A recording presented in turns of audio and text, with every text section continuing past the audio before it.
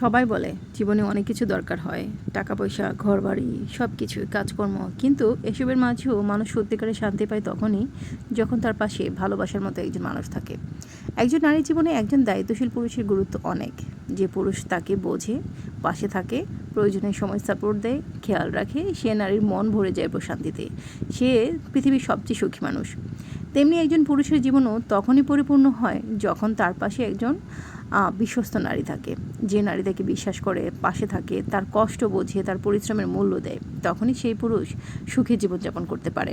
ভালোবাসা কখনোই শুধু কথাই হয় না, এটা প্রকাশ পায় কাজে, দায়িত্বে, মায়ায় আর যত্নে।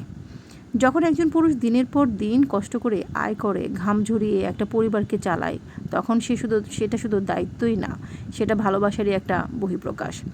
আর যখন একজন নারী সব ক্লান্তি ভুলে নীরবে পাশে থাকে, সেই পুরুষকে মানসিক শান্তি দেয়, তখন সেই ভালোবাসা হয়ে ওঠে তার জীবনের সবচেয়ে বড় শক্তি।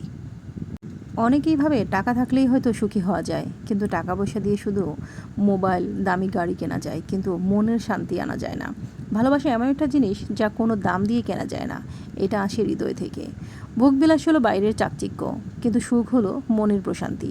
এই প্রশান্তি তখনই আসে যখন পাশে একজন সত্যিকারের মানুষ থাকে, যার ভালোবাসায় থাকে নিঃস্বার্থ, যাকে বিশ্বাস করা যায় আর যে আপনাকে বোঝে, আপনাকে বিশ্বাস করে।